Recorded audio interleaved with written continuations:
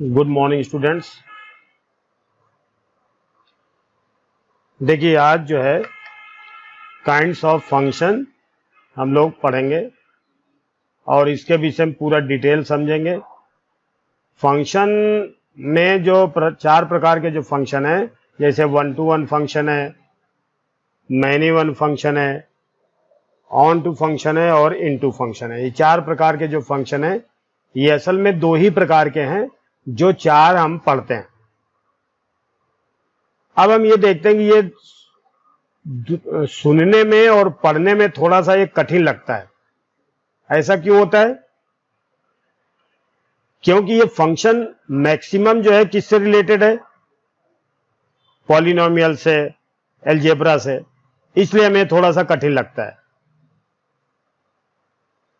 लेकिन अगर हम इसको ABCD से यानी पूरा डिटेल A to Z पढ़ें और बारीकी से समझें तो आपको सरल लगेगा। क्योंकि हमने फंक्शन जो है पढ़ा दिया है और आज हम शुरू करेंगे कितने प्रकार के होते हैं फंक्शन। और NCERT बोर्ड में यानी NCERT बुक में या सेंट्रल बोर्ड में थोड़ा सा मेथड अलग होता है और JEE और मेन और एडवांस में थोड़ा सा अलग होता है। जो सेंट्रल बोर्ड में है उसको पूरा डिटेल में हमें पढ़ाना पड़ता है और पूरा डिटेल में उसको एक्सप्लेन करना पड़ता है। लेकिन JEE में तो हम किसी भी तरह से सवाल करें, आंसर आना चाहिए, ऑप्शन देते हैं। तो इसलिए हम लोग दोनों तरीके के जो है प्रोसेस पढ़ेंगे और धीरे धीरे हम समझेंगे। और हमें विश्वास है कि आप लोग जब इसको एक शुरू से पढ़ेंगे तो आपको मतलब NCERT की बुक्स, सेंट्रल बोर्ड की मतलब सेंट्रल बोर्ड का जो है सिस्टम है वो, और JEE मेन और एडवांस दोनों के लिए आपकी तैयारी हो जाएगी। ठीक है, तो शुरू करें। सबसे पहले हम देखते हैं, हेडिंग डाल देते हैं काइंड्स ऑफ फंक्शन।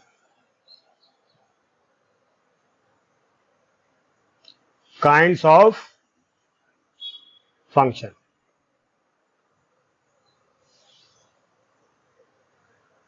यानी फंक्शन कितने प्रकार का होता है।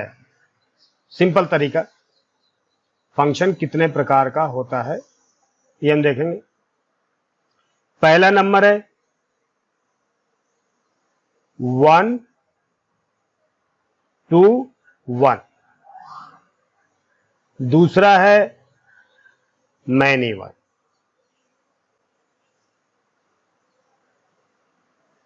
तीसरा है ऑन टू और चौथा है इनटू।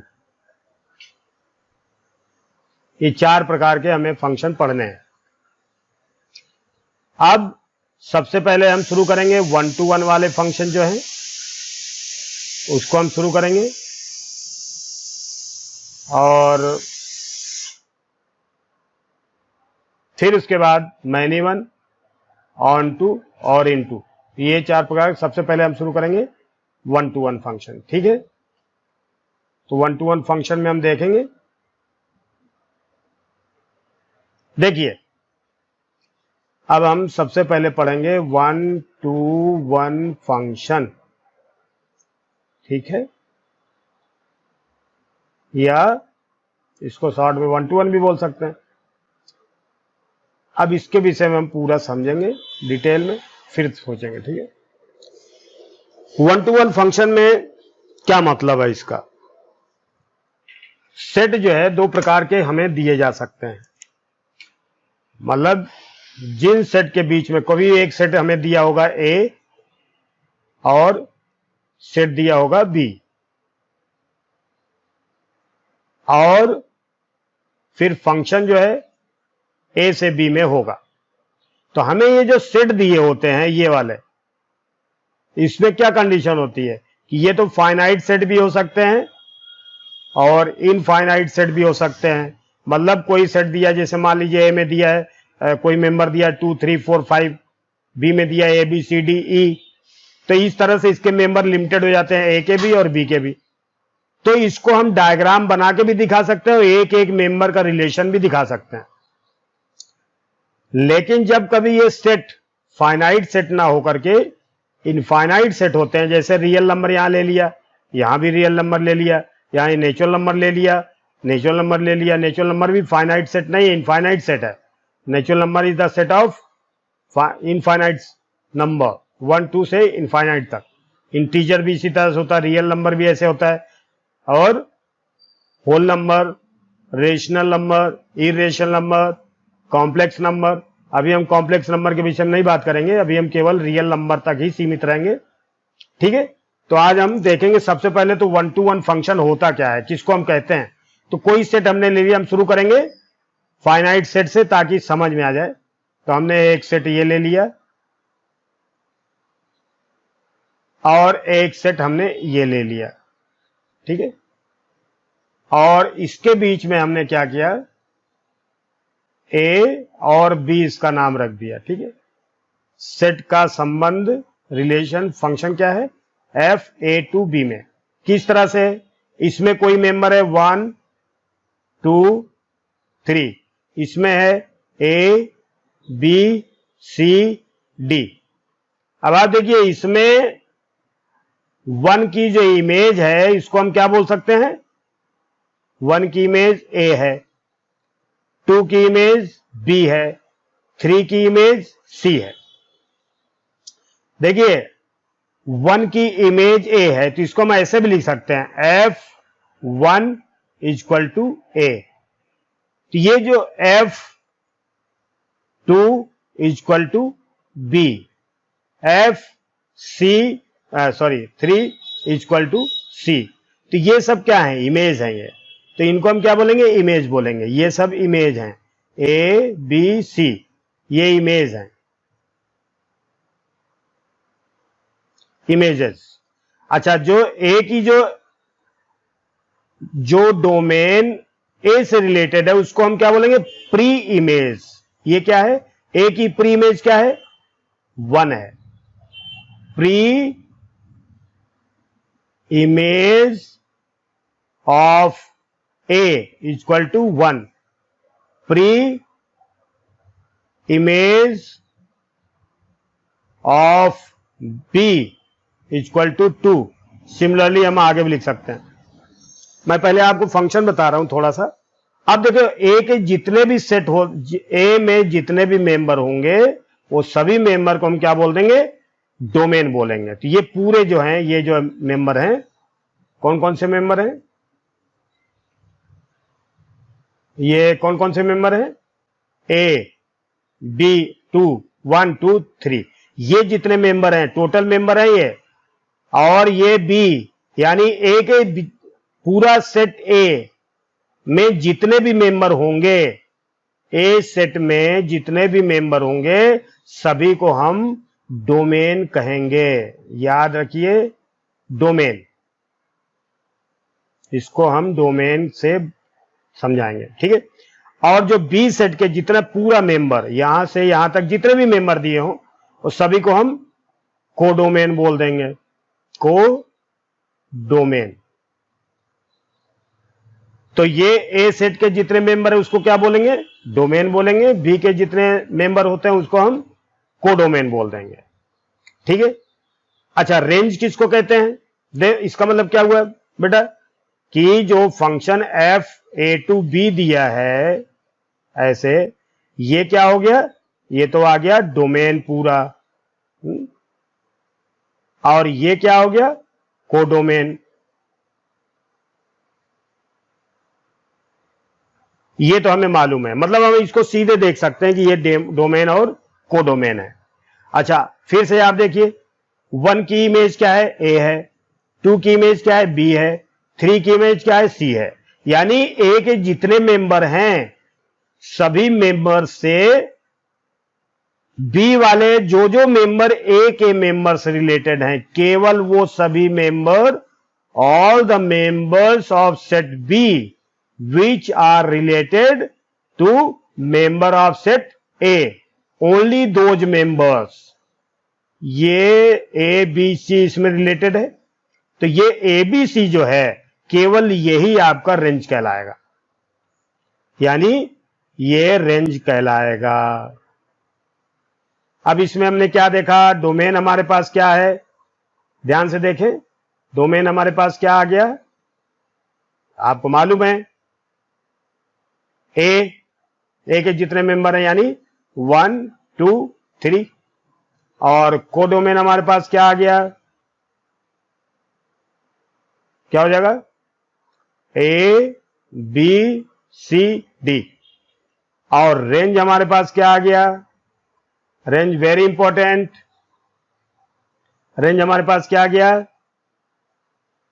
ए बी सी, ये रेंज है। अब आप देखो ये जो कोडोमेन होता है, पूरा का पूरा कोडोमेन जो है रेंज तो नहीं बना, इसमें एक मेंबर छूट गया है, ये वाला मेंबर जो है छूट गया ना, ये वाला जो मेंबर है डी, ये मेंबर आपका छूट गया है, ठीक है। तो ये जब मेंबर छूट गया तो ये पूरा क्या कहलाएगा, कोडोमेन, लेकिन ये एबीसी क्या कहलाएगा, रेंज कहलाएगा, डी छूट गया इसलिए। तो ये रेंज है अपने पास, ये कोडोमेन है और ये रेंज। अब आपने एक रिजल्ट देखा कि रेंज जो है या तो पूरे की पूरे मेंबर यूज हो जाए या फिर उनमें से कुछ मेंबर यूज हो, तो ये कंडीशन हम थोड़ा सा समझेंगे। हालांकि आपको समझ में आ गया होगा, लेकिन फिर भी मैं चाहूंगा कि आप लोग थोड़ा सा आगे देखें और इसको पूरा डिटेल समझें, तभी आपको क्लियर होगा, ठीक है। देखिए हमने अभी अभी आपका एक सेट और ले लेते हैं, जैसे एफ ए टू बी कोई फंक्शन है, और हमने क्या किया कि ए सेट हमने लिया और ये बी सेट लिया, ये ए सेट लिया है ना, ए और ये बी, इसमें 1 2 3, इसमें ए बी सी। अब आप देखिए ये फंक्शन ए टू बी में, ठीक है। तो इसमें देखिए इसमें क्या हो गया, रेंज हमारा देखिए 1 का रिलेशन ए से है, 2 का बी से है, 3 का सी से है। अभी तो हम केवल आपको डोमेन, रेंज और कोडोमेन बता रहे हैं, है ना। तो ठीक है, आप डोमेन देखिए इसमें क्या आएगा, बताइए डोमेन क्या आएगा, पहला सेट ए ही तो आएगा डोमेन, तो इसके मेंबर कितने हैं, 1 2 3, और कोडोमेन क्या आएगा, क्या आएगा बताइए, ए बी सी। अब आप इसका रेंज बताइए, तो रेंज भी तो ए बी सी आएगा, यानी ए बी सी, यानी रेंज किसके बराबर हो गया, कोडोमेन के बराबर, रेंज कोडोमेन के बराबर हो गया। अब जरा एक सेट और देखना,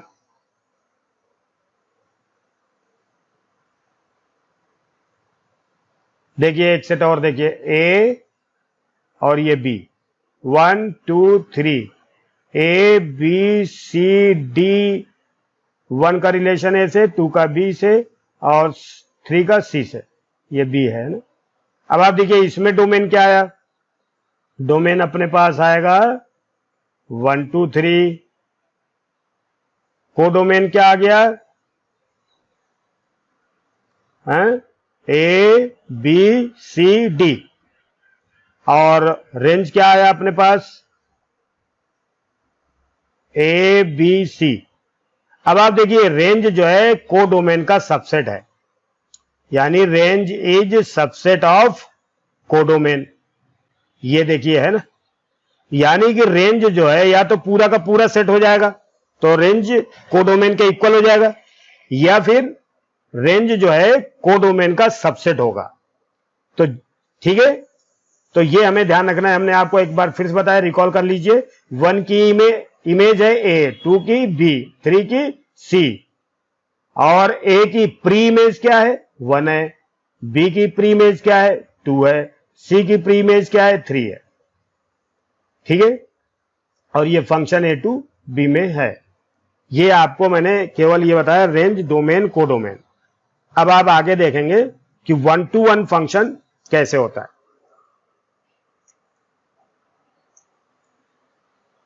वन टू वन फंक्शन, ठीक है। अब हम इसको सीखेंगे 1 to 1 फंक्शन, ठीक है। 1 to 1 फंक्शन, अब आप इसको ध्यान से समझिएगा, बिल्कुल अब आपको ये समझ में आ जाएगा, ABCD क्लियर कर देंगे। ठीक है, एक मतलब कोशिश करेंगे आपको बिल्कुल समझ में आ जाए, NCERT की बुक हो या फिर JEE मेन एडवांस हो, है ना, आप इसको दोनों तरीके से मैं आपको 1-1 जो है NCERT के लिए भी बताएंगे, सेंट्रल बोर्ड के लिए, और 1-2 प्रूव करना है, अगर मान लो JEE में आता है तो वो किस तरह से प्रूव करेंगे वो भी बताएंगे, ये चारों फंक्शन जो है। ठीक है, अब आप देखिए, हमने कोई सेट ले लिया A,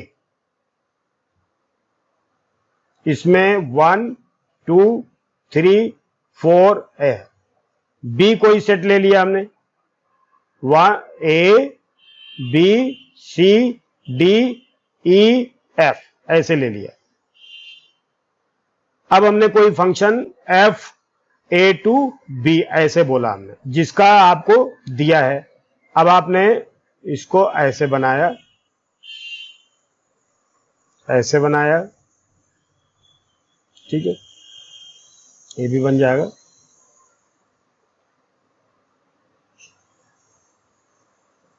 देखिए इसका मेंबर जो है 1 2 3 4, इसका मेंबर क्या है A B C D E F।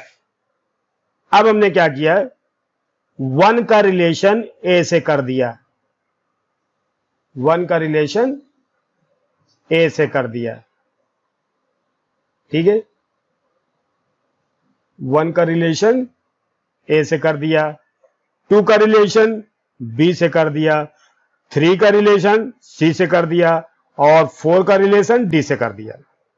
देखिए अब आप इसमें समझें कि ये पहला सेट है A और ये दूसरा सेट है B, और इसका जो रिलेशन है A से B में, इसी को हम अभी फंक्शन बोलेंगे।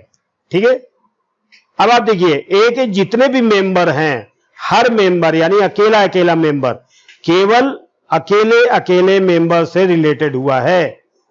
यूं कह सकते हैं हम कि each member of set A must be related to unique elements of set B, या यूं समझे कि A के जितने भी मेंबर होते हैं वो सभी मेंबर एक एक से रिलेटेड होने चाहिए, यानी different elements of set A must be related to different elements of B। दूसरी लैंग्वेज हम इसको यूं कह सकते हैं, F A to B such that if each member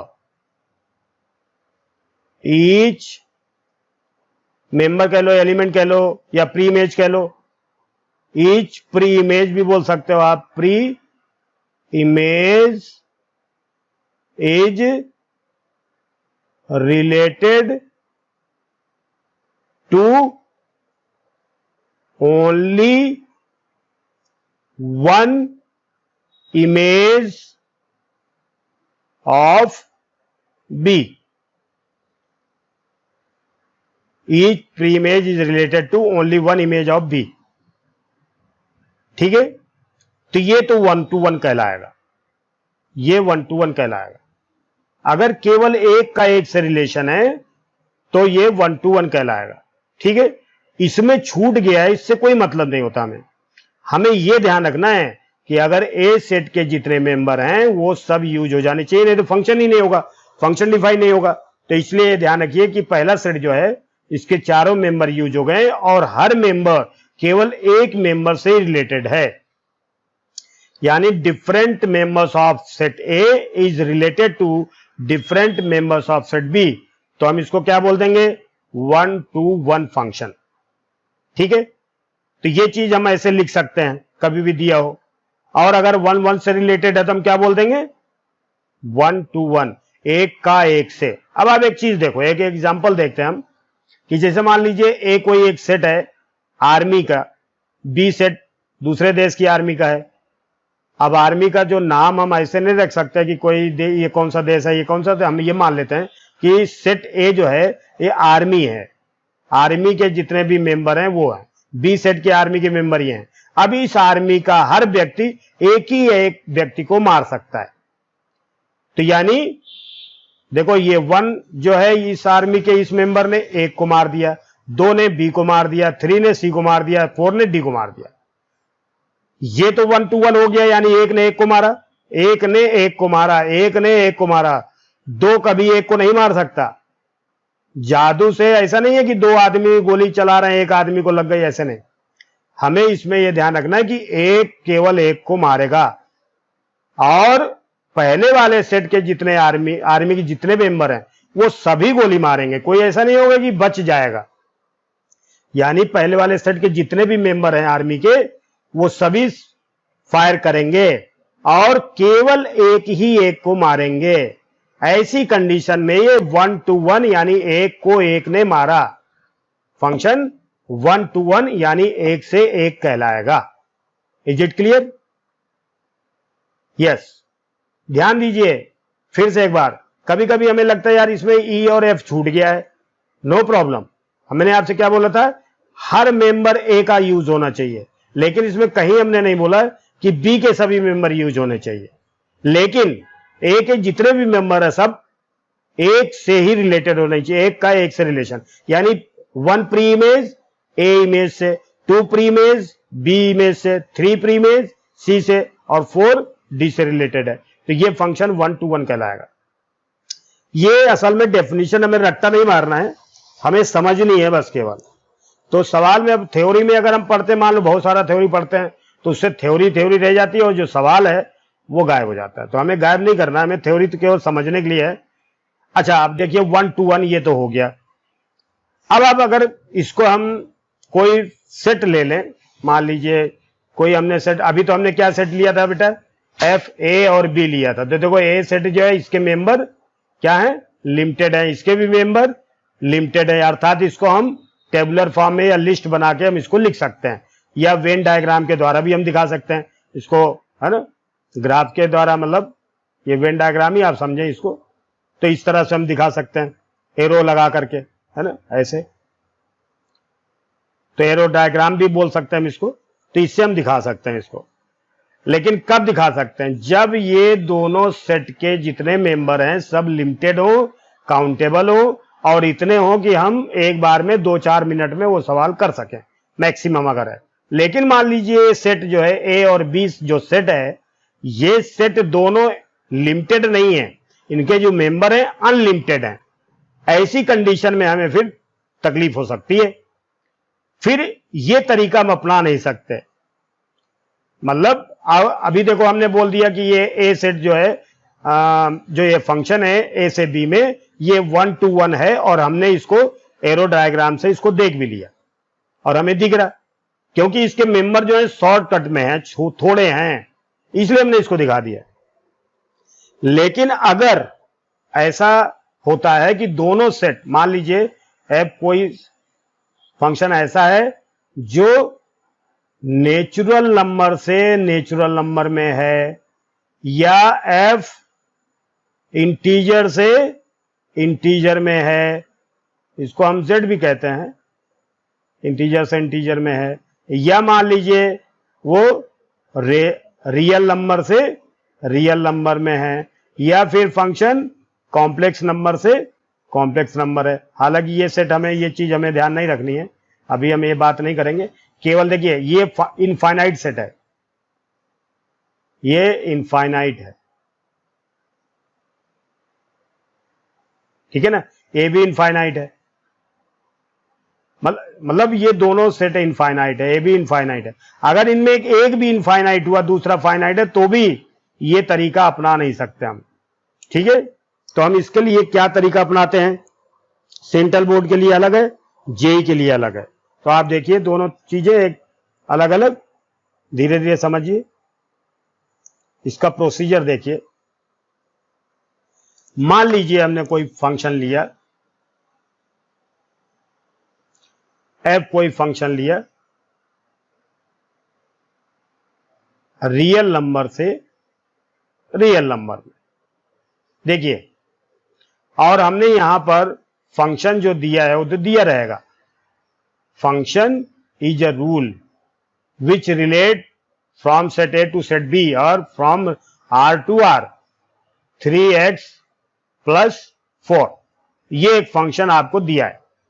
अब ये जो फंक्शन है इस फंक्शन के द्वारा हमें ये चेक करना है कि ये फंक्शन जो है 1 to 1 फंक्शन है या नहीं। अब आप देखिए यहां पर आप ये नहीं लिख सकते कि 1 2 3 ले लिया 4 5 ले लिया फिर इसको हमने इसको प्रूव कर दिया, हालांकि वो सही है, आप 2-4 नंबर ले सकते हो।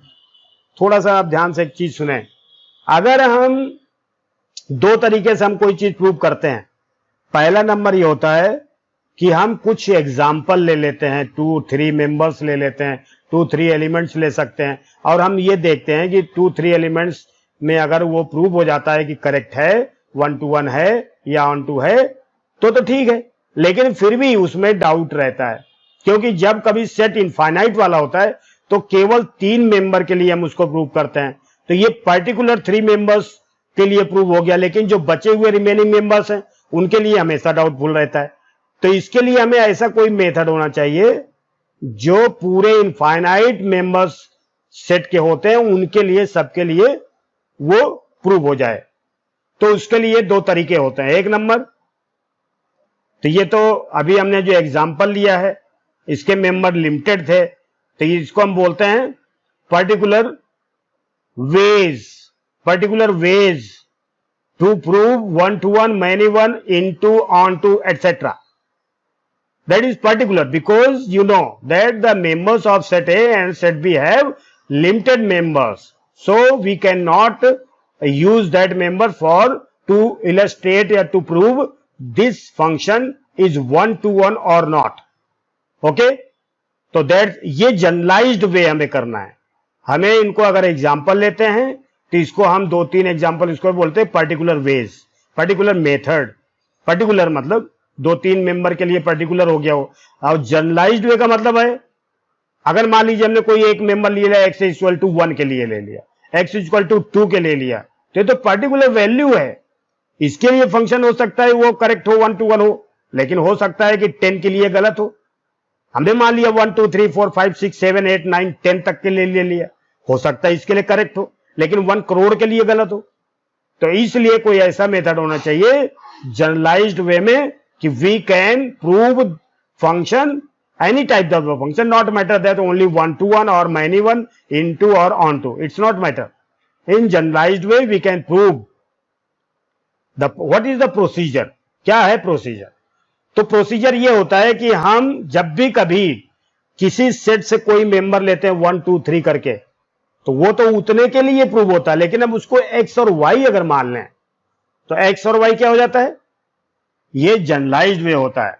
अब जैसे मान लीजिए हमने x और y 2 मेंबर ले लिए तो ये पूरे इनफाइनाइट सेट के जितने भी मेंबर होते हैं, इनफाइनाइट मेंबर सबका ये रिप्रेजेंटेटिव नंबर होता है। x और y जब हम कभी किसी सेट में इनफाइनाइट सेट के 2 मेंबर x और y लें तो वो असल में सभी को रिप्रेजेंट करता है, इनफाइनाइट मेंबर्स को, ये उसका रिप्रेजेंटेटिव है। हम एग्जांपल के लिए लेते हैं, जब बोलते हैं इंडिया हार गई, इंडिया जो है हार गई, इंडिया थोड़ी हार गई, तो प्लेयर्स हारे हुए 11 प्लेयर्स खेल रहे हैं वो हारे हुए हैं, तो उससे हमारा क्या होगा, क्योंकि 11 प्लेयर्स जो हैं वो इंडिया के रिप्रेजेंटेटिव हैं, अगर वो हारते हैं तो पूरी इंडिया हारती है। इसी तरह से कोई सेट में अगर हम कोई x और y 2 वैल्यू लेते हैं, अगर इसके लिए हम प्रूव करते हैं तो पूरा सेट का रिप्रेजेंटेटिव है तो पूरा सेट प्रूव हो जाएगा। अभी आप इसको इसी तरह से देखें। तो एक मेथड क्या होता है, मैं मेथड भी लिख देता हूं, let x and y belongs to, देखिए ये दोनों एक जैसे हैं तो इसलिए हमें दिक्कत आती है कि हमें तो लेना डोमेन लेना है, x और y डोमेन लेना, तो हम r जब भी लिखें और दोनों एक जैसे हों तो यहां क्या लिख दें, डोमेन। इसमें से हमने डोमेन लिया। लेट x और y such that belongs to r, यानी पहले वाले से लिया डोमेन सच दैट, ये मैं सवाल भी करूंगा और आपको तरीका भी बताऊंगा। Such that f x is equal to f y। अब इसका मतलब समझे। देखिए ये हमने जो है जो सेट लिया है रियल नंबर, तो हालांकि इसको सेट ऐसे तो नहीं दिखाते, लेकिन समझाने के लिए थोड़ा सा देखिए, ये जैसे पहला सेट है रियल नंबर, ये भी है रियल नंबर। तो यहाँ बहुत सारे सेट होंगे, तो हमने केवल इसमें से एक्स और वाई लिया। तो ये क्या हो गया, ये दो मेंबर नहीं है, ये रियल नंबर के पूरे रिप्रेजेंटेटिव दो नंबर हैं, यानी पूरे रियल नंबर को रिप्रेजेंट करते हैं। फंक्शन एफ जो है R2R में है। अब एक्स की इमेज क्या होगी, एक्स की इमेज होगी एफ एक्स, और वाई की इमेज क्या होगी एफ वाई। तो देखिए ये दोनों इमेज हैं, ध्यान दीजिए यहीं पर थोड़ा ध्यान देना है हमें कि ये दोनों इमेज हैं, यानी एक्स की image F X function of X, Y की image F Y F X की प्री इमेज एक्स है, एफ वाई की प्री इमेज वाई है।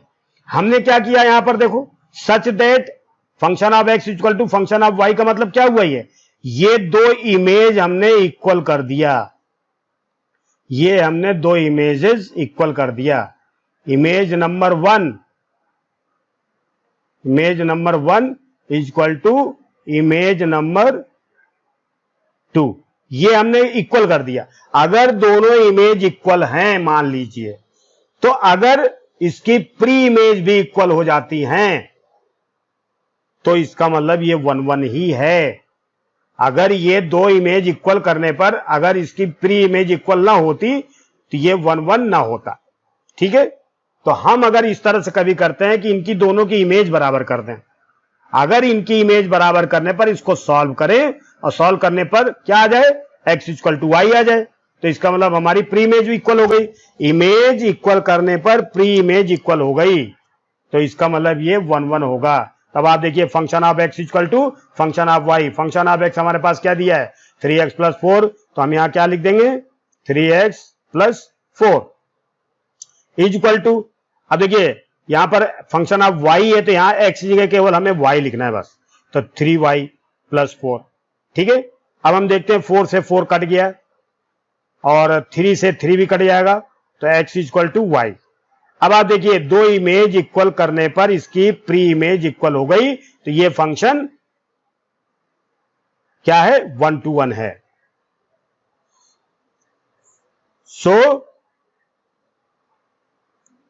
Function is 1-1।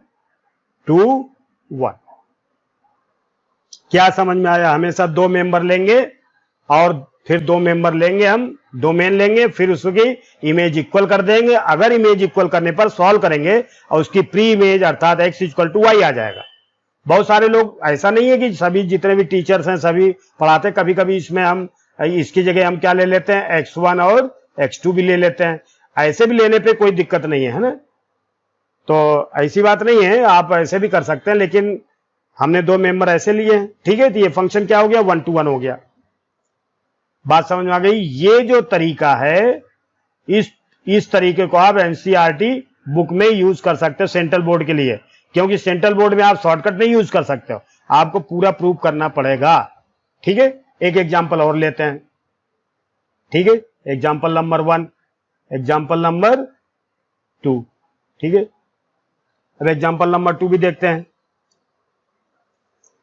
देखिए आपको थोड़ा सा मैं अभी समझाता हूं।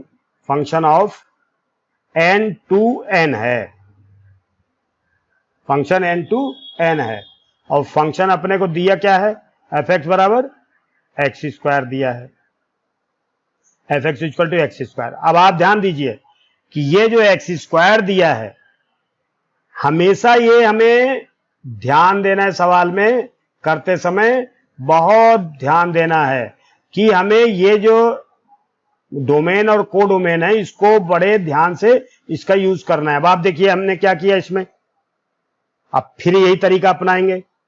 क्या करेंगे बताइए आप लोग।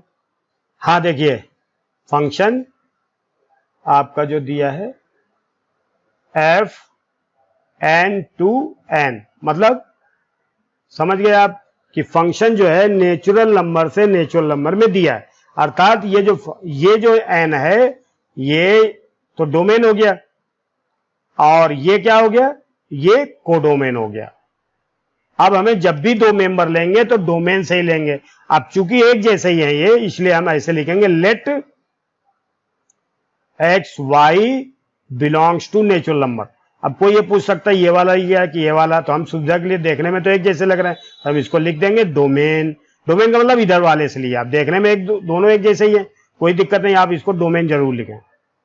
ठीक है, हमने दो प्री इमेज ले लिया। अब किस तरह से क्या लिखेंगे, सच दैट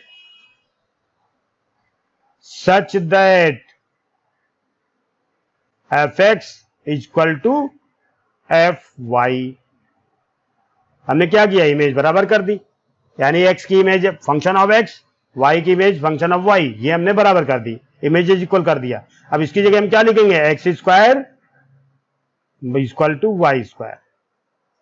अब आप जरा एग्जांपल देखें, x equal to plus minus Y सही है या x इक्वल टू वाई सही है?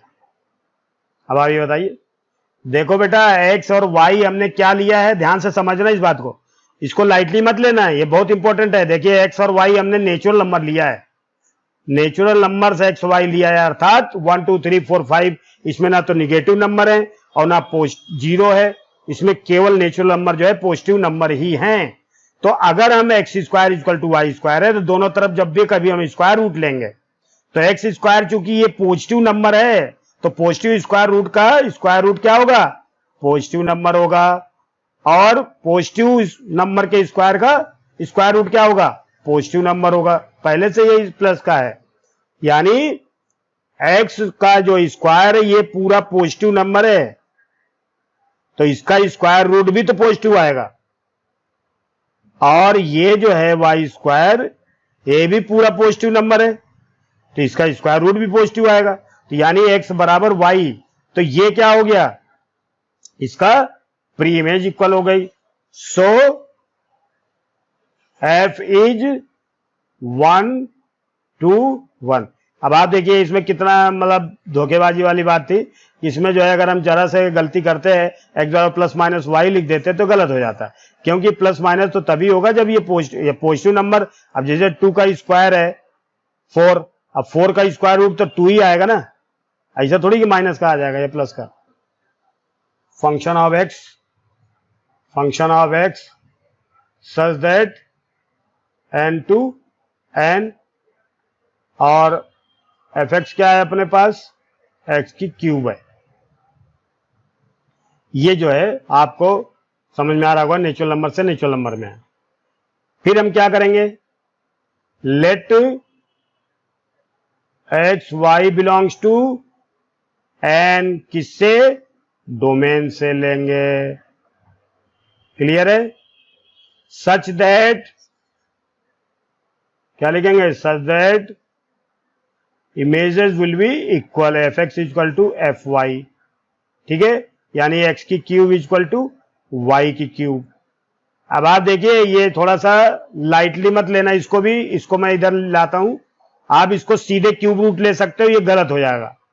आप ध्यान दीजिए, अगर हम इसको लिखते हैं सीधे एक्स की क्यूब इक्वल टू वाई की क्यूब, तो एक्स इक्वल टू वाई, तो इसके तो 3 रूट होंगे ना, अब जबकि हमारे पास तो एक ही रूट आया, एक्स इक्वल टू वाई, एक ही नंबर तो आया हमारे पास, जबकि इसके 3 रूट होने चाहिए, क्योंकि क्यूबिक इक्वेशन है। पॉलिनोमियल रूल क्या होता है, अगर पॉलिनोमियल में क्या रूल होता है कि अगर उसकी डिग्री 2 है तो उसके रूट्स भी 2 होने चाहिए, और अगर डिग्री 3 है तो वो रूट भी 3 होने चाहिए। तो इसलिए इसको हम ऐसे नहीं करेंगे, थोड़ा सा देखिए आप, थोड़ा सा ध्यान दीजिए। देखिए एक्स की क्यूब माइनस वाई की क्यूब इज इक्वल टू 0। ध्यान दीजिए एक्स और वाई नेचुरल नंबर से लिए गए, ये दोनों पॉजिटिव हैं। अब इसका A cube minus B cube equal to क्या हो जाएगा, एक्स माइनस वाई, और x square plus X Y plus Y square equal to 0। अब देखिए यहां पर थोड़ा सा ध्यान दीजिए, अगर दो नंबर का प्रोडक्ट 0 के बराबर है तो a इक्वल टू 0 और b इक्वल टू 0 हम लिखते हैं। इसका मतलब ये होता है अगर a 0 के बराबर है तो b 0 के बराबर नहीं है। देखिए इसको हम ऐसे लिखेंगे, if a equal to 0 then b is not equal to 0, if b equal to 0, then a is not equal to 0। अब इसी चीज को यहां पर शॉर्ट में लिखा जाता है, अगर दो नंबर का प्रोडक्ट 0 के बराबर है तो अगर a 0 के बराबर है तो b नहीं है, या b बराबर 0 है तो a 0 के बराबर नहीं है। दोनों एक साथ 0 नहीं हो सकते। 0 multiply 0 is not equal to 0, ये अनडिफाइंड हो जाता है, इसलिए ऐसा नहीं करेंगे। इसका मतलब क्या हुआ, ये बराबर 0 या ये बराबर 0, यानी x minus Y equal to 0 और x square plus X Y plus Y square equal to 0। अब आप ये बताइए कि कौन सा 0 हो सकता है, बताइए। देखिए ये 0 हो सकता है, लेकिन ये 0 नहीं हो सकता। क्यों नहीं हो सकता, इसका कारण बताइए। देखिए ये x जो है ये नेचुरल नंबर है, नेचुरल नंबर का स्क्वायर भी नेचुरल नंबर आएगा, x और y दो नेचुरल नंबर का प्रोडक्ट भी नेचुरल नंबर आएगा, और y ये भी नेचुरल नंबर आएगा। अब अगर तीन नेचुरल नंबर को अगर हम ऐड करें तो भी नेचुरल नंबर आएगा, तो ये हमेशा पॉजिटिव होगा और ये 0 के बराबर कभी नहीं होगा। ध्यान दीजिए, एक्स स्क्वायर भी नेचुरल नंबर है, एक्स वाई भी नेचुरल नंबर है, वाई स्क्वायर भी नेचुरल नंबर है, तीन नंबर का सम भी पॉजिटिव होगा। देखिए, यानी X square plus X Y plus Y square is always greater than 0, not equal to 0।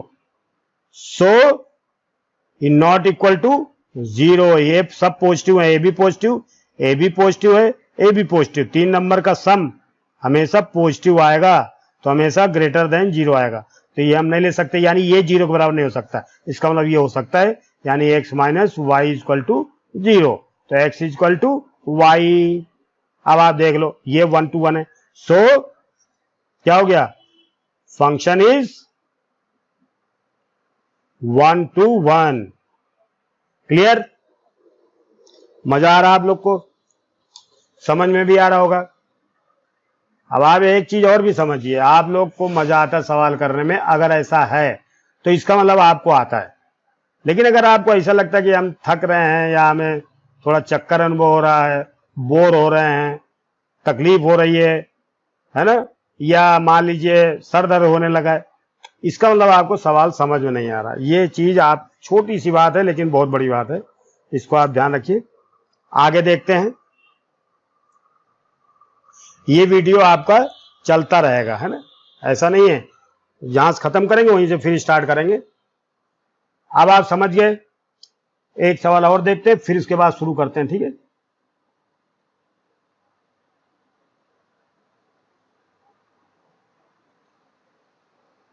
और देखते हैं हम, यस, एफ फंक्शन क्या है अपने पास,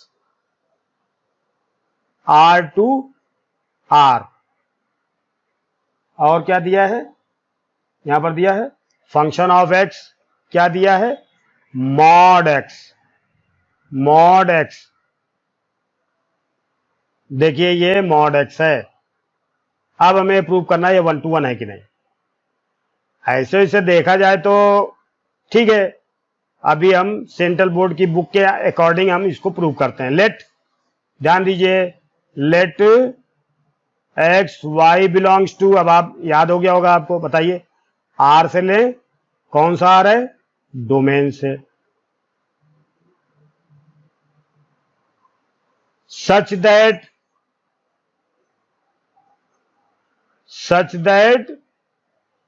what is such that function of x equal to function of Y.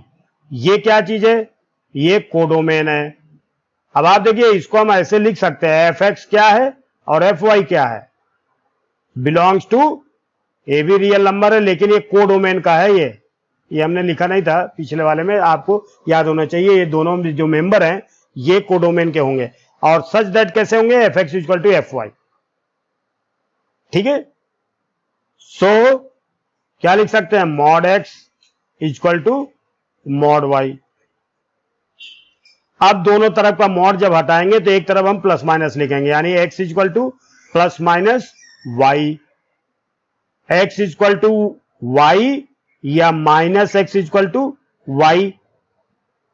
ये माइनस वाई जो यहां था इधर लिख दिया, कोई दिक्कत नहीं। अब आप देखिए ये रियल नंबर है, ए भी रियल नंबर है, ये रियल नंबर है, ये रियल नंबर है, हमने लिख दिया। इनफाइनाइट मेंबर इसमें होंगे, इससे हमें कोई मतलब नहीं। अब आप देखिए यहां पर एक्स ले लिया हमने पहले वाले में डोमेन में, और माइनस एक्स दो मेंबर ले लिया, लेकिन वाई देखिए दो मेंबर का रिलेशन एक मेंबर से हो गया, इसलिए ये 1 1 नहीं है। देखिए दो मेंबर का रिलेशन एक मेंबर से हो रहा है, तो जब कभी दो का संबंध एक से होता है, यानी दो प्री इमेज की एक ही इमेज आती है, तो वो फंक्शन 1 to 1 नहीं होता। अब आप देखिए कोई फंक्शन अगर 1 to 1 नहीं है तो क्या होगा, तो क्या होगा, मैनी वन होगा। तो ये मैनी वन फंक्शन है। ध्यान दीजिए अगर कोई फंक्शन 1 to 1 नहीं है तो वो मैनी वन ही होगा। अगर कोई फंक्शन 1 to 1 नहीं है तो वो मैनी वन होगा। ठीक है, तो ये क्या हो गया, f इज नॉट 1 to 1। अब ब्रैकेट में लिख सकते हो f is many one function, many one function. ठीक है, कोई दिक्कत नहीं है, राइट। अब तो आपको ये समझ में आ गया। अब देखिए 1 to 1 हमने अभी आपको ये समझाया, ठीक है। अब आप according to the view of हम देखते हैं कि अगर ये इस जेई में होता है तो हम शॉर्ट में कैसे इसको कर सकते हैं। देखिए ये चीज आपको समझना,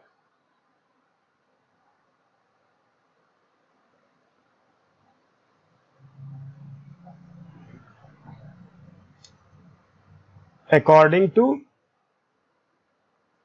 जेई मेन हो या एडवांस हो, कोई दिक्कत नहीं है, तरीका यही होगा।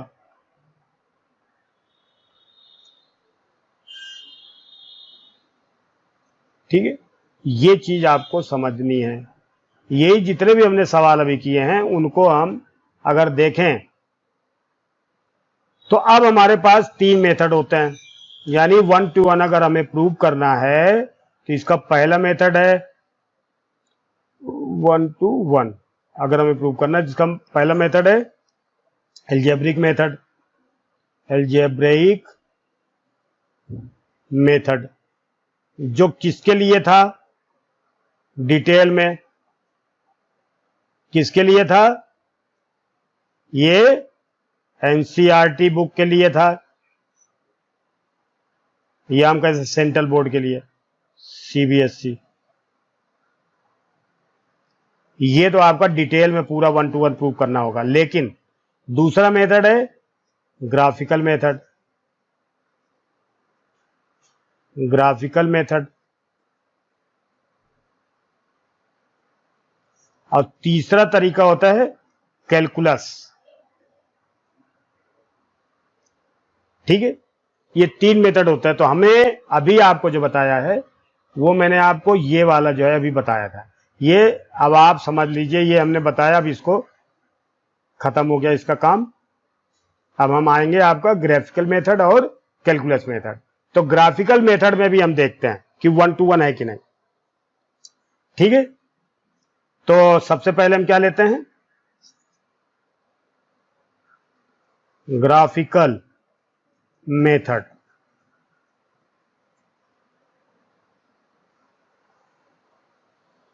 ग्राफिकल मेथड में देखिए क्या होता है, अभी मैं जनरली इसको समझा देता हूं। जैसे मान लीजिए ये एक्स और वाई ऐसे दिया है, दो x axis x dash x और वाई डैश वाई एक्सिस दिया है। कोई भी फंक्शन अगर मान लीजिए हम एक्स एक्सिस के पैरेलल कोई लाइन काट खींचते हैं, एक्स एक्सिस के पैरेलल अगर कोई लाइन खींचे और वो उस ग्राफ को, उस डायग्राम को, उस चित्र को अगर केवल एक जगह ही काटे, if a line is drawn parallel to x axis cuts the graph at only one point, then that function is called 1-to-1 function. अब आप देखिए, जैसे हमने एक लाइन ले लिया, ऐसे ये ले लिया, ये हमने कोई फंक्शन ले लिया एफ एक्स।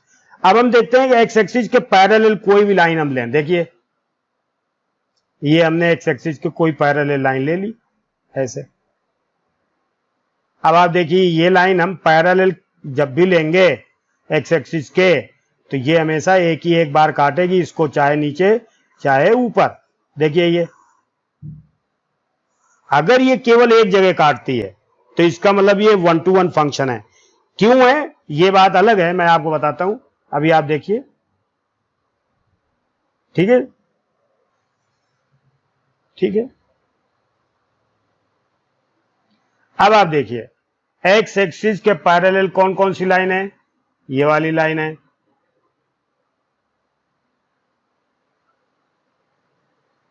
देखिए, ये वाली लाइन है एक्स एक्सिस के पैरेलल, ए बी है और ए बी है, ए बी है। अब आप देखिए, ये लाइन, पहली बात तो एक्स एक्सिस पैरेलल जो भी लाइन हमने खींची है, एक ही एक पॉइंट पे इसको काट रही है। कौन कौन सी जगह पर? ए पॉइंट, ये बी पॉइंट, और ये सी पॉइंट, और ये डी पॉइंट। हमने मान लिया कि x इक्वल टू -1 है। मान लीजिए x इक्वल टू, यहां पर हमने क्या लिया? x equal to -1। ये ऊंचाई क्या आएगी? +1 आएगी। ये ऊंचाई यहां से अगर हम लें तो +1 होगी ना। तो ये पॉइंट जो है -1 और 1, एब्सिसा -1, ऑर्डिनेट 1। इसी तरह से अगर हम ये पॉइंट लेते हैं तो यहां पर कोई पॉइंट है, -2 ले लिया, यहां पर 1 है। अब समझने के लिए तो हमने समझना पड़ेगा, -2 -1 ऐसे। अब हम ये देखते हैं कि -1, देखिए -1 के लिए अलग पॉइंट है, -2 के लिए अलग पॉइंट है, -3 के लिए अलग है। यहां पर देखिए, यहां पर हमने मान लिया कोई भी पॉइंट, मान लो यहां मान लिया -1, यहां पर क्या हो जाएगा? यहां सॉरी +1 है। इस लाइन के लिए हम ले सकते हैं, यहां पर हम कोई यहां पर ये जो लाइन है यहां तक आएगी, इसको हमने ले लिया 1। ये ऊपर क्या हो जाएगा? मान लीजिए 5 आ गया, तो क्या हो जाएगा? इसका कोऑर्डिनेट क्या हो जाएगा? 1 5। अब आप देख लिए हर पॉइंट के लिए, यानी ए पर हमने देखा, क्या देखा? 1 के लिए 5 आ गया, और बी पर देखा -1 के लिए 1 आ गया, और सी पर देखा -2 के लिए -1 आ गया। और इस तरह से हमने देखा कि 1 के लिए 5 है, -1 के लिए 1 है, -2 के लिए -1 है। तो ये यानी हर डोमेन, एक डोमेन के लिए एक इमेज है। ये हमेशा ऐसा ही आएगा। देखिए, इसको अगर हम थोड़ा सा अलग भी लेके दिखा सकते हैं, मान लीजिए ये ग्राफ है, तो देखिए यहां पर कोई पॉइंट होगा तो इसके लिए x, यहां पर y, इसके लिए देखिए एक ही पॉइंट है इधर, ये x1 तो ये y1 हो गया। यहां पर देखें, है ना, तो इसके लिए भी हमारे पास ये वाला पॉइंट आ गया, यानी हर एक पॉइंट के लिए एक एक y आएगा, x1 x2 के लिए है। तो इसलिए ये क्या हो जाता है? ये 1-to-1 होगा फंक्शन। यानी कभी भी अगर किसी भी ग्राफ को या डायग्राम को है, अगर एक्स एक्सिस के पैरेलल कोई लाइन खींचते हैं और केवल एक जगह ही केवल काटती है, तो इसका मतलब क्या हुआ? वो कि वो 1-to-1 फंक्शन है, और नहीं तो many one होगा। ठीक है, तो एक रूल लिख देते हैं, rule, if a line is drawn parallel to x axis, then if this line cuts only one point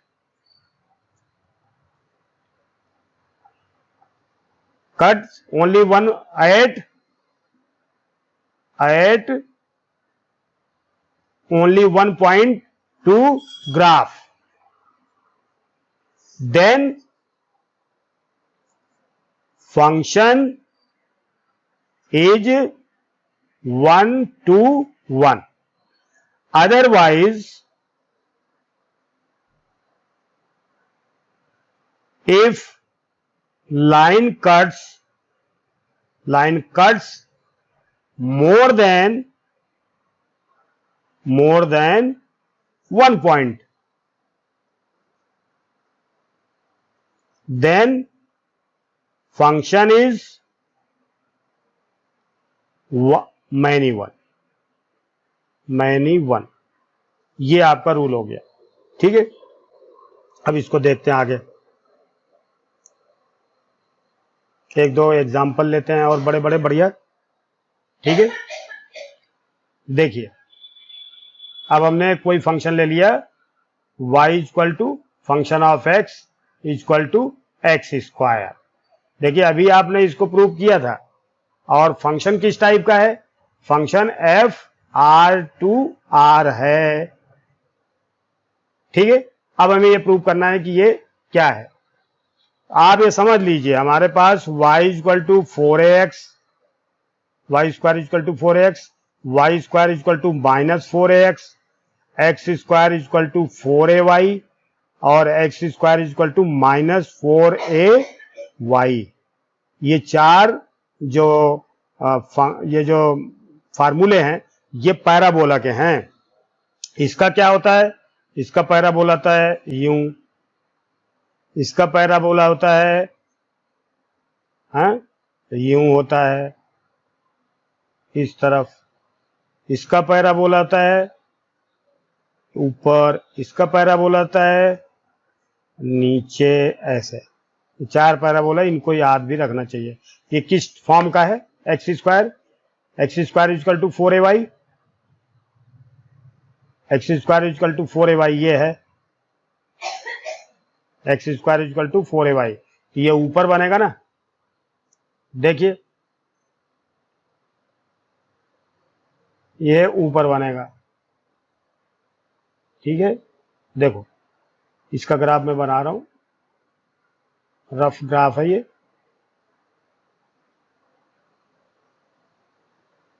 ठीक है, x dash x, y dash y, y axis है, ये ओरिजिन है, ये यहां हमने एरो भी लगा दिया। अब ये जो ग्राफ है ये ऐसे चलेगा, कैसे चलेगा,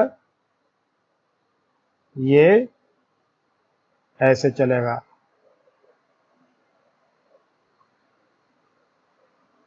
ये ग्राफ है इसका, एक्स स्क्वायर इक्वल टू। अब अगर हम इसमें देखते हैं, इसकी वैल्यू मान लीजिए लेते हैं एक्स इक्वल टू 1 ले लिया हमने, यहां पर एक्स इक्वल टू 1, तो y इक्वल टू क्या आएगा, 1 का स्क्वायर 1, ये 1 आया। अब x इक्वल टू -1 ले लिया, y इक्वल टू क्या आ गया था 1, और y इक्वल टू क्या आ गया 1 आएगा। ये भी देखिए यहां पर हमने 1 लिया, यहां भी ले लो 1, -1 ले लिया, तो इसको ऐसे खींचेंगे, फिर थोड़ा सा टेढ़ा हो गया ये यहां पर 1 ले लें तो ये ऐसे जाएगा, ये भी 1 होगा। अब हम देखो इस लाइन को ऐसे खींचते हैं, देखिए ऐसे, ये लाइन मतलब इन दोनों पॉइंट से होके जा रही, मान लीजिए, है ना। तो ये एक्स बराबर 1 के लिए 1 है और x बराबर -1 के लिए भी 1 है, यानी कि इसकी जो हाइट है, ये दोनों हाइट, ये दो वैल्यू के लिए एक ही हाइट है, यानी f1 की हाइट 1 है और f-1 की भी हाइट 1 है। इसका मतलब क्या हुआ, देखो जरा छोटा सा ग्राफ बना के देखो, पहला वाला 1 लिया, ये वाली वैल्यू x, यानी ये क्या है, ये डोमेन है और ये कोडोमेन है, इसको हम ये मान लें, और यहाँ -1 ले लिया, दो वैल्यू लिया। अब देखो 1 की वैल्यू भी अगर 1 इसमें हम रखेंगे, 1 का स्क्वायर 1 और -1 भी रखेंगे तो स्क्वायर 1 ही होगा, यानी 1 का इमेज और -1 की इमेज, देखिए दो वैल्यू यानी 1 की इमेज भी 1 ही है, -1 की इमेज भी 1 ही है, तो ये क्या है, ये मैनी वन फंक्शन है। अब आप एक चीज देखिए, मैंने क्या आपको क्या बोला था पहले, क्या बोला था कि अगर कोई भी line parallel to x axis खींचते हैं और ग्राफ को लाइन जो है एक पॉइंट पर अगर काटे तो ये 1-to-1 फंक्शन होगा, और अगर नहीं काटती है तो क्या होगा, ये मैनी वन फंक्शन होगा। तो देखिए यहां पर एक से अधिक पॉइंट पे काट रही है तो ये क्या हो जाएगा, मैनी वन फंक्शन हो जाएगा। क्लियर है, बात समझ में आ रही है, ये मैनी वन फंक्शन हो गया। और देखते हैं, ये मैनी वन फंक्शन है। अब इसमें लिखने की तो जरूरत नहीं है, मैनी वन, ठीक है। फिर दूसरा भी देखते हैं,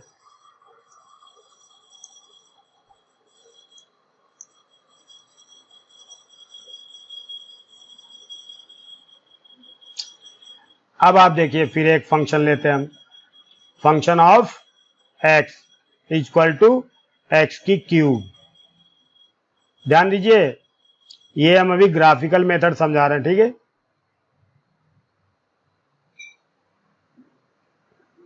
ये क्यूबिकल पैराबोला इसको बोलते हैं, क्या बोलते हैं, क्यूबिकल पैराबोला। अगर इसका ग्राफ आप खींचोगे तो ऐसे आएगा,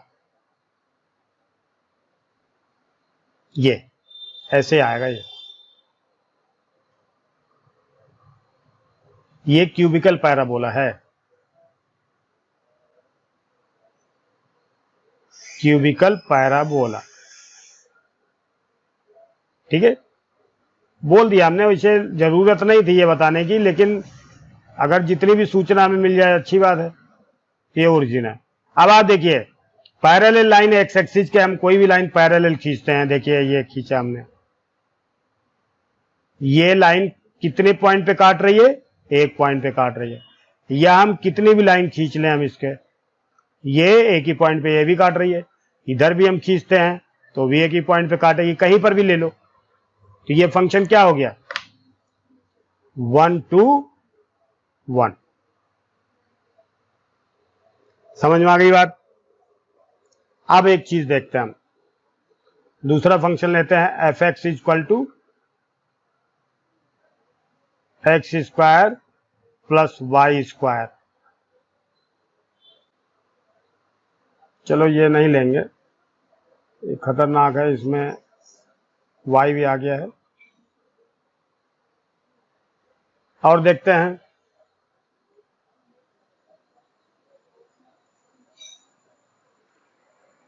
ये मान लीजिए function of x equal to sine x,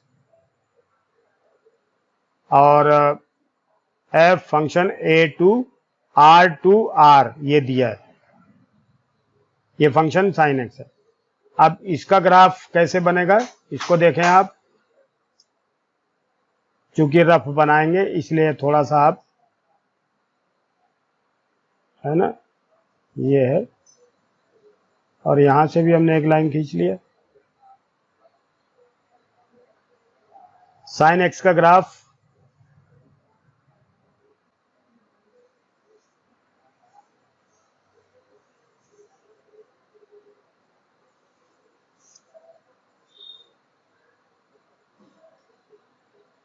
ऐसे बनेगा।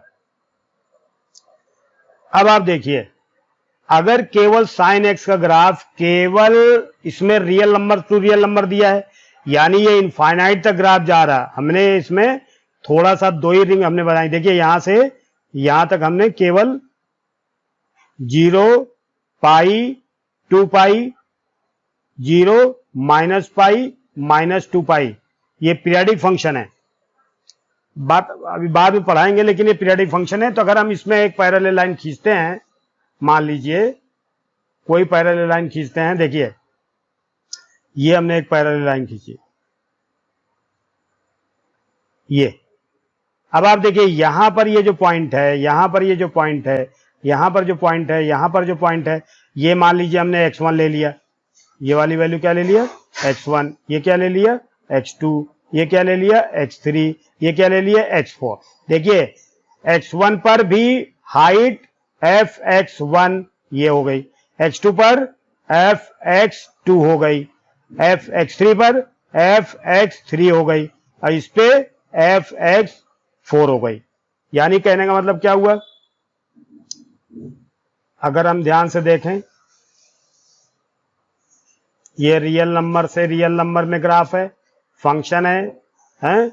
अगर हमने देखा अब x1, x2, x3 और x4 और ये सब fx1, देखो ये हाइट बराबर है, देखिए fx1 बराबर fx2 बराबर fx3 इक्वल टू fx4। इसका मतलब अगर हम इसको सबको एक ही मान लें fx1, तो ये सब की इमेज इसी से जुड़ रही है, मैनी वन फंक्शन हो गया ये मैनी वन, यानी नॉट वन वन, तो ये फंक्शन नॉट वन वन है। ठीक है, क्लियर है, समझ में आ रहा होगा ये हैं? तो ये जितने, अच्छा ये जरूरी नहीं होता कि ये देखिए इसके ऊपर डिपेंड है, ये इसके ऊपर डिपेंड है। अगर आप ले इसका जो डोमेन और रेंज अगर बदल दिया जाए तो ये 1 to 1 भी हो सकता है। ठीक है, तो ये चीज आपको समझ में आ गई होगी। और देखते हैं,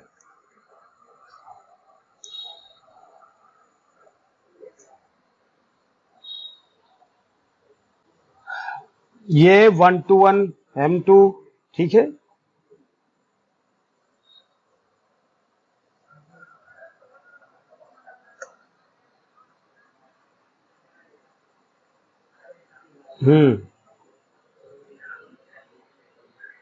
अब कौन सा मेथड हम बताएं, calculus method, dy by dx, ये क्या होता है, rate of change of y with respect to x if dy by dx is greater than 0 means क्या हुआ, इसका मतलब rate of change is positive, तो ये इंक्रीजिंग हो जाएगा।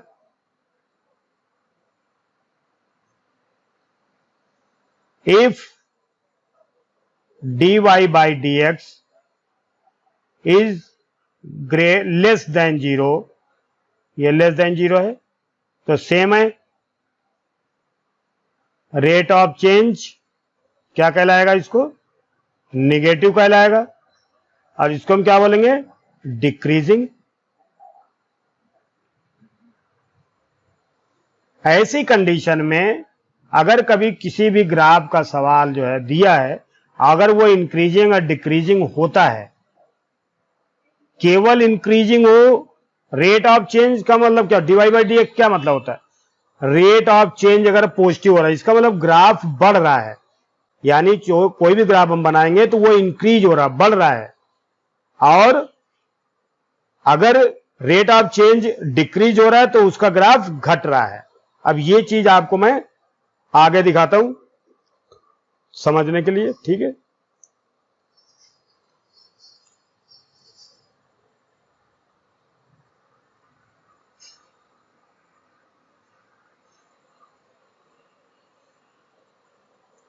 देखिए मान लीजिए इफ, दूसरा colour, if dy by dx या f dash x is greater than 0 यानी पॉजिटिव, तो ग्राफ कैसा होगा, ये जो ग्राफ होगा, ध्यान दीजिए, कोई भी ग्राफ होगा वो ऐसे बढ़ता जाएगा, इंक्रीज होता जाएगा, ऐसे ये ग्राफ इंक्रीज होता जाएगा, इंक्रीजिंग।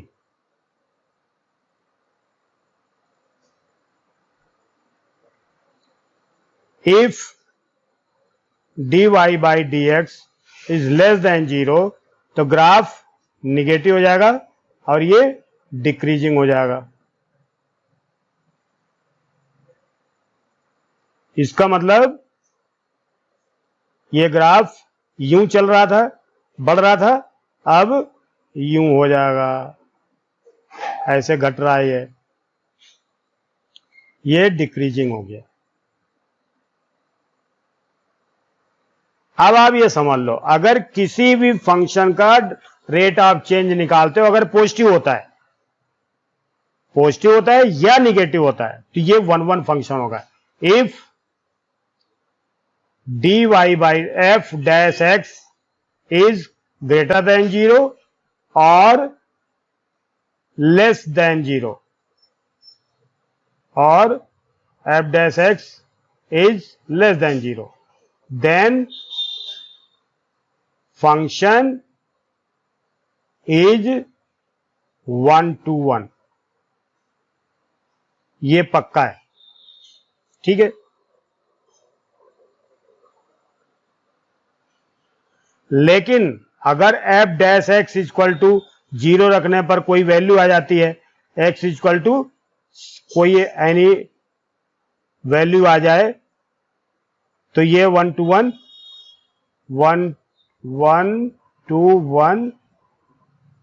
नो, ये -1 हो जाएगा, ठीक है। अगर ये ऐसा कभी होता है तो अब इसका थोड़ा सा एग्जांपल लेते हैं, बात समझ में आ गई है। एक एग्जांपल लेंगे तो समझ में आ जाएगा, ठीक है।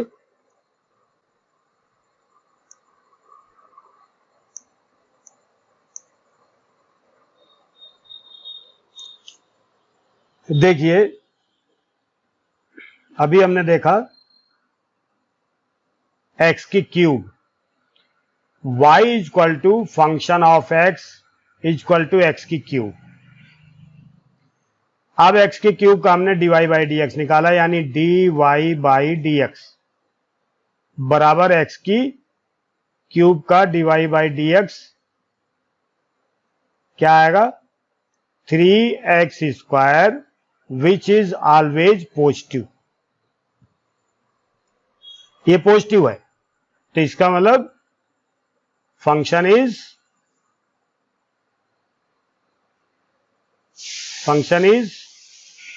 1-1। ये फंक्शन जो है आपने देखा था पहले भी, ये फंक्शन यूं बना था, ये 1-1 था, वैसे हमने ग्राफ देखा था ऐसे खींच करके, है ना। ये 1-1 हो गया क्योंकि ये पॉजिटिव है, ठीक है। अगर निगेटिव हो तो भी चलेगा। मान लीजिए, देखिए अब मैं एक एग्जांपल और देखता हूं, y equal to sine x है। अब dy बाई डी एक्स क्या हो गया, cos x। अब cos x जो है ये r टू r में ध्यान देना है, तो cos x पॉजिटिव कहां होता है, कहां पर cos x पॉजिटिव होता है, फर्स्ट और फोर्थ में ये पॉजिटिव होगा, और सेकंड और थर्ड में ये निगेटिव हो जाएगा। अगर कोई फंक्शन किसी भी इंटरवल में, चूंकि रियल नंबर से रियल नंबर में पूरा दिया है, तो इसलिए ये पूरा रियल नंबर है इसका इंटरवल, तो हम उसको क्या ले सकते हैं, ये फंक्शन ना तो इंक्रीजिंग है ना डिक्रीजिंग है, मतलब ये क्या है, नॉट 1-1, नॉट 1-1।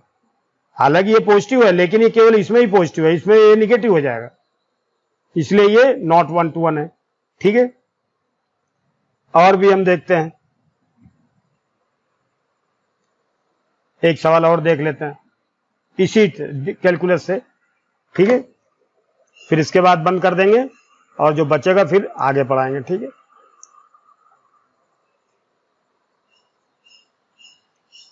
तो ये फंक्शन दिया है f, फंक्शन क्या दिया है,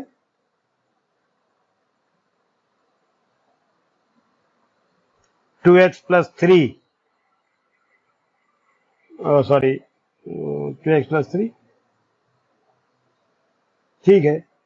q-3 से क्या दिया है, q-3 से Q-3 से Q।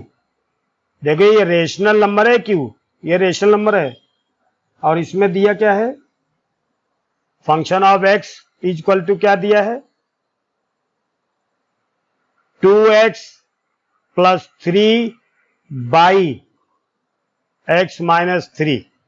अब इसको अगर हम देखें तो उस नियम से करें तो सही होता है कि नहीं, हम dy बाई dx निकालते हैं इसका, ठीक है। f dash x equal to, तो x माइनस 3 हम ऊपर ले गए और इसका dy बाई dx निकाला तो केवल 2 आएगा, फिर प्लस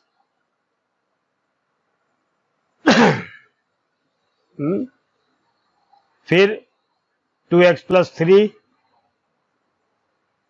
फिर इसका 1 आएगा, और फिर इसके नीचे क्या आएगा, x माइनस 3 का होल स्क्वायर।